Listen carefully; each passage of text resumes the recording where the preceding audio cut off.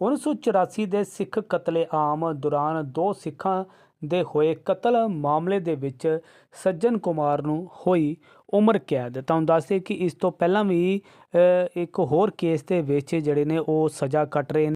Imprisonment की सजा सुनाई है।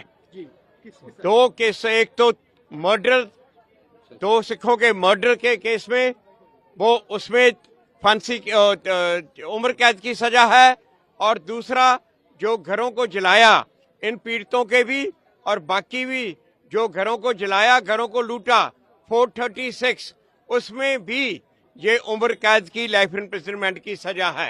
उसके अलावा जो इन्होंने 395 में जो उसमें 10 साल की सजा है, और इस तरह और भी कई प्रोविजन में डिफरेंट सजा है। और जज साहब ने अपनी जजमेंट में लिखा है कि जो हमने फांसी की मांग की थी और जो सरकार ने भी फांसी की मांग की थी उसको नहीं दिया गया, क्योंकि मिटिगेटिंग सर्कमस्टांसेस हैं।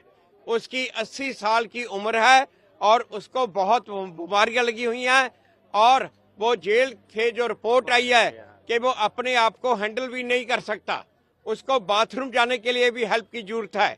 और ये कानून है कि अगर 80 साल की उम्र हो और इतनी बीमारी लगी हो तो फांसी की सजा नहीं होती। मैं देश के प्रधानमंत्री नरेंद्र मोदी जी का धन्यवाद करता हूं, गृह मंत्री जी का धन्यवाद करता हूं, जिन्होंने SIT बनाकर इन केसों को चलाया था। दोबारा से 35 साल से बंद पड़े केस थे, और सज्जन कुमार जैसे लोग, जगदीश टाइटर, HKL भगत जैसे लोग, कमलनाथ जैसे लोग मंत्री और मुख्यमंत्री और MP बने घूमते थे और हमें आंखें निकाल कर दिखाते थे। और आज हमें इस बात की तसल्ली है, मेरी कम्युनिटी कहीं ना कहीं इस बात पे अपने आप को तसल्ली महसूस करती है कि इन लोगों को कम से कम हिसाब देने का समय तो आया। दूसरे केस में सजाए उम्र कैद हुई, हम सजाए मौत की उम्मीद कर रहे थे, लेकिन मैं फिर भी धन्यवाद करता हूँ। इसके आगे हम रणनीति बनाएंगे, क्या करना है। इस मामले उत्ते प्रतिक्रिया दिंदे हुए DSD-MC ਦੇ ਜਨਰਲ ਸਕੱਤਰ जगदीप कालो ने कहा है कि इस फैसले तो निराश हैं। एक ऐसी एग्जाम्पल सेट होनी चाहिए थी कि चाहे कोई कितना भी ताकतवर हो, अगर निर्दोषों का कत्ल करेगा, गलत काम करेगा तो बख्शा नहीं जाएगा।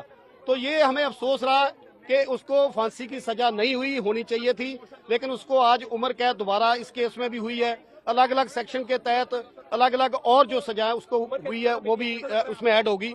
पर मैं समझता हूं कि अगर फांसी की सजा होती तो ये कहीं ना कहीं सुकून वाली बात।